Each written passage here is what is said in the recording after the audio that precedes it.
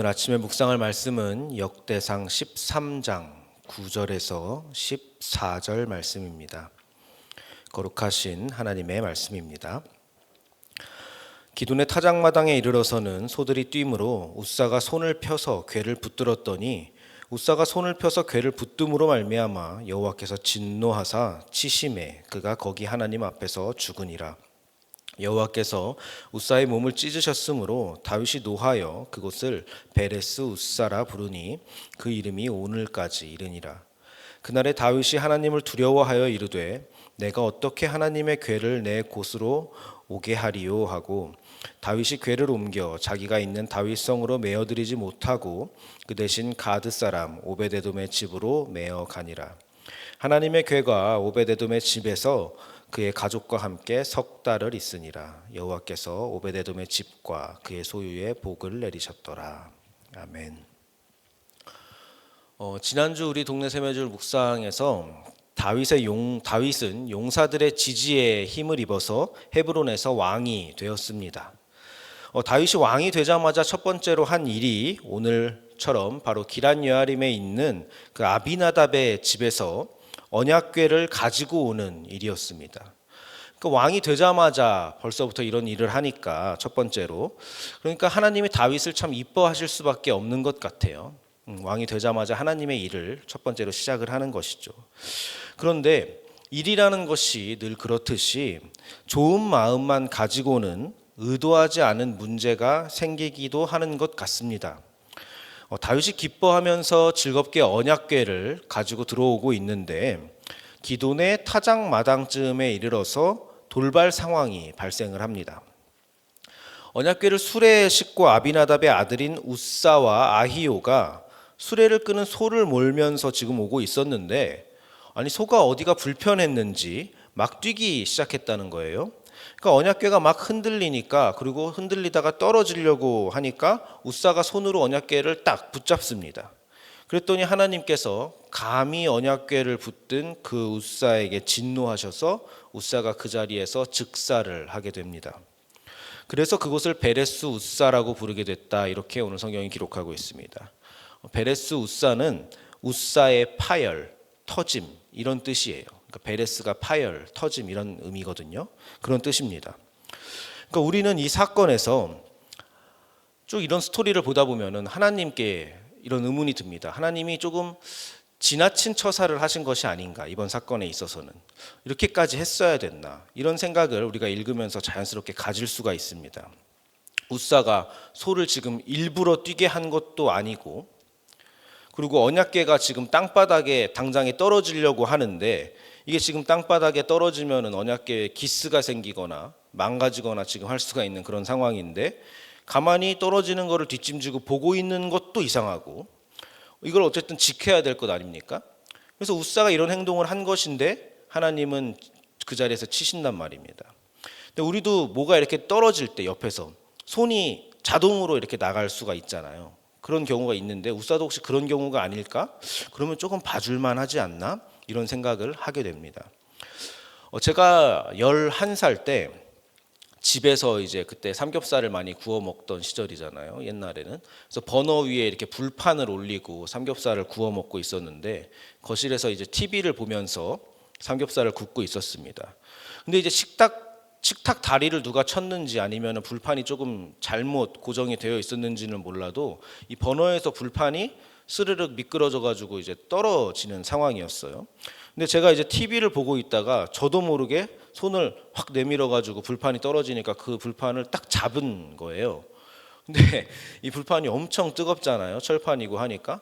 근데 제가 깜짝 놀라 가지고 한 2초 동안 그냥 잡고 있었어요. 그러고 나서 얼른 떨어뜨리고 너무 놀래 가지고 하는데 막 손이 타들어갈 것 같은 거죠. 그래서 막 찬물에 씻고 막 난리가 났었습니다. 그때 이제 손바닥이 전체가 화상을 입어가지고 손바닥 전체에 이렇게 물집이 정말 풍선처럼 마디마디마다 잡혔던 그런 기억이 있습니다. 그러니까 손바닥이 베레스 손바닥이 된 거죠. 그렇게 된 거예요. 근데 웃사가 지금 혹시 그런 상황이 아니었을까? 이런 생각이 드는 겁니다. 이 상황을 보면서. 그런데도 하나님은 이 일을 전혀 이제 참작을 해주지 않으시고 그 자리에서 엄격하게 심판하십니다. 왜냐하면 그 반사적으로 손이 나가는 그 무의식에 웃사의 죄의 뿌리가 있다라고 보기 때문입니다. 제가 불판을 지키려고 했던 것처럼 웃사는 법궤를 지키려고 했을 뿐입니다. 근데 이것이 문제라는 것입니다. 살펴보겠습니다. 먼저 언약궤는 민수기 율법에 따르면은 레위인이 어깨에 메고 운반을 해야 되는 것입니다. 그리고 손으로 직접 만져서도 안 된다라고 분명히 율법에 기록되어 있습니다. 그런데 지금 수레에 싣고 그 수레를 끌어서 지금 언약궤를 싣고 소가 끌고 가고 있고 웃사는 지금 손으로도 만졌습니다. 두 가지를 다 어긴 것이죠. 근데 웃사의 집에는 이 언약궤가 20년이나 지금 보관이 되어 있었어요. 근데 그 기간 동안 하나님의 거룩한 언약궤가 웃사에게는 집에 모시고 있음으로써 익숙한 물건이 아마 되었을 것입니다. 그리고 어쩌면 무의식 중에 언약궤를 향해서 소유의 개념이 생겼을 수도 있을 것 같습니다. 그러니까 하나님의 언약궤지만은 동시에 우리 집에 모시고 있는 우리 집 언약궤, 이것이 나도 모르게 표출이 된 것입니다. 그래서 익숙한 내 방법을 써서 지금 궤를 운반하게 되고, 그리고 궤에 손에 대는 것에 대한 어떤 철저한 의식이 지금 없어진 것입니다. 그러니까 이런 모습은 신앙생활에 있어서 우리에게도 굉장히 동일하게 발견되는 전형적인 문제입니다. 한 20년 이상 신앙생활을 하다 보면은 어느샌가 성경대로가 아닌 내가 해오던 관습대로, 교회의 문화대로, 그리고 심지어는 편의성에 따라서, 그리고 점점 내가 20년 동안 하다 보면은 내 교회라는 것이 너무 강해져서 교회에 대한 소유의식이 나도 모르게 들어오고, 그리고 무의식 속에서 아주 자연스럽게 말과 행동으로 우리에게 나타나곤 합니다. 하나님을 위해서, 교회를 위해서 열심을 갖는 것이 무엇이 문제냐? 내가 돈 받고 지금 하는 봉사도 아니고, 나 좋자고 하는 봉사도 아니고, 지금 떨어지는 법궤를 지키려고 하는 것인데 하나님을 향한 선한 마음을 왜 몰라주냐고 그렇게 얘기할 때에, 오늘 이 베레스 웃사 사건은 좋은 마음이면은 다 괜찮다는 그 마음에 대해서 경고를 하고 있는 것입니다. 이 사건에 대해서 이 메시지 성경을 쓴 유진 피터슨 목사님은 웃사에 대해서 이렇게 평가를 합니다. 웃사의 행동은 실수가 아니라 자신이 언약궤의 관리자라는 오랜 망상의 표출이었다. 이렇게 기록하고 있습니다. 그러니까 웃사의 무의식을 지금 지적하고 있는 것입니다. 그러나 여러분 가만히 생각해 보면은 우리 하나님은 관리나 보호의 대상이 아니십니다. 우리 기독교는 하나님의 진리를 수호한다고 하면서 전투적으로 행동할 때가 종종 있습니다. 잘못된 사상이나 신학이 교회를 넘어뜨릴까 봐, 혹은 진리를 훼손할까 봐 극성을 부리기도 합니다. 또 목회자는 어차피 조금 있다가 떠날 사람이니 교회는, 그리고 혹은 부서는 우리가 지켜야 한다라고 생각하는 사람들도 있습니다. 그렇게 지키면서 이렇게 수성전만을 하다가 결국 자신들만의 세상에 갇히게 됩니다. 지금 기독교도 그런 면이 있습니다. 그러나 그때에 우리는 생각해야 됩니다. 누가 누구를 지키는 것인가에 대해서 우리는 다시 한번 짚고 넘어가야 됩니다. 우리는 진리를 관리하고 보호하는 사람이 아닙니다. 우리가 진리를 지키는 것이 아니라 진리가 우리를 지키는 것입니다.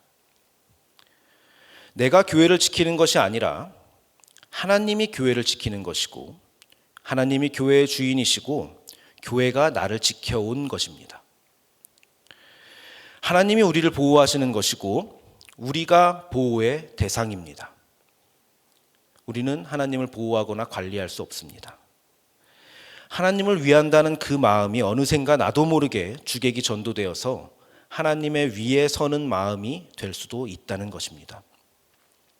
그래서 다윗은 오늘 베레스 웃사 사건을 겪고 나서 하나님을 두려워했다라고 본문이 기록하고 있습니다.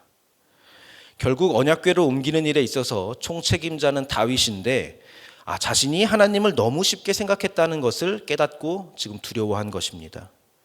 그래서 다시 율법을 살펴보고 다시 말씀을 묵상하며 자신을 돌아봤을 것이고, 이후에 다시 잘 준비해서 오베데돔의 집에서 언약궤를 잘 모셔오게 됩니다.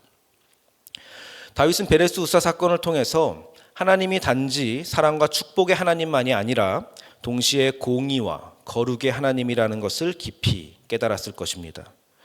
언약궤를 모셔오는 아주 중요한 하나님의 일을 한다는 생각에 너무 들떠서 그만 잘하는 일이라고만 생각했는데, 그 과정에서 자신이 그 방법 안에서 너무나 안일했고 하나님을 충분히 경외하지 못했다는 것을 깨닫고는 뜨끔했을 것입니다. 하나님의 엄중함을 베레스 우사의 죽음 사건을 통해서 다윗이 경험하게 된 것입니다. 이 하나님의 엄중함, 하나님을 경외하는 것에 대한 개념은 우리 현대신앙에서도 굉장히 많이 희석되어 있는 부분입니다. 그러나 하나님은 분명히 경외의 대상입니다. 우리가 두려워해야 되고 어려워해야 되는 대상이기도 합니다. 이것은 단지 하나님의 율법을 어기면은 벌을 받는다, 그러니까 율법을 지켜야 된다, 이런 차원을 넘어서 하나님을 대하는 태도에 대한 문제를 얘기하고 있는 것이고, 자신이 하나님을 어떻게 생각하고 있는지 그 무의식 속에, 그리고 그것이 우리 삶에서 어떻게 무의식 속에 표출되고 어떻게 말과 행동으로 나타나고 있는지에 대한 문제를 지금 지적하고 있는 것입니다. 이것이 마치 떨어지는 물건에 자동적으로 손이 나가는 것처럼 우리에게는 너무 자연스러운 일이어서 우리가 스스로 발견하거나 그 문제를 찾아내기가 어려운 문제입니다. 사랑하는 말씀 삶 공동체 성락성결교회 성도 여러분, 우리가 하나님을 경외하고 두려워하는 마음으로 우리의 심중과 우리의 중심을 잘 살폈으면 좋겠습니다. 우리가 지금 고난주간인데 매년 고난주간과 부활절도 익숙하게만 느껴지는 경향도 있는 것 같습니다. 그러나 익숙함에 속아서 정말 중요하고 정말 본질적인, 그리고 기독교의 핵심, 우리가 믿는 것이 무엇인지를 잊어서는 안 되겠습니다. 우리의 신앙생활을 성찰하고 점검하는 복된 고난주간이 되시기를 바라겠습니다. 기도하겠습니다. 우리를 구원하시려고 고난으로 걸어가시는 하나님께 찬양과 감사를 올려드립니다. 주의 고난과 사랑과 은혜가 우리에게는 너무나 익숙해져서 하나님에 대한 감사를 잃어버리고 하나님에 대한 경외함을 잃어버리지는 않았는지 우리가 점검합니다. 무의식 중에 하나님을 업신여기고 하나님을 앞서는 마음은 없는지 두려운 마음으로 성찰합니다. 우리를 거룩으로 인도하여 주옵소서. 예수님의 이름으로 기도드립니다. 아멘. 이 시간 다음과 같은 기도 제목으로 함께 기도하시겠습니다. 지금 들은 말씀이 내 삶으로 이어지게 하옵소서. 동네 세매줄 성경과 말씀 삶 운동을 통해 하나님 나라가 든든히 세워지게 하옵소서. 올 한 해 전도 대상자들을 위해 기도할 때에 주님의 일하심을 경험하게 하옵소서. 주의 고난과 십자가 사랑과 부활을 깊이 묵상하는 고난주간이 되게 하옵소서. 전쟁과 산불, 지진으로 인해 절망에 빠진 사람들을 깊이 위로하여 주시고 삶의 터전이 속히 복구되게 하옵소서. 육체의 질병과 마음의 질병으로 고통받는 성도들에게 회복의 은혜와 평안의 은혜를 베풀어 주옵소서. 개인의 기도 제목과 공동의 기도 제목으로 다 같이 기도하시고 삶의 자리로 나아가겠습니다. 사랑의 하나님, 감사합니다. 하나님, 우리를 자녀 삼아주시고 우리를 자녀 삼기 위해서 우리를 구원하시려고, 우리를 죄에서부터 꺼내시려고 하나님 십자가 고난으로 걸어가시는 그 고난주간을 우리가 함께 걸어가고자 합니다. 하나님, 주의 고난과 사랑을 묵상합니다. 하나님께서 왜 십자가를 지셔야 하는지, 하나님이 어떻게 십자가를 지셔야 하는지, 그 십자가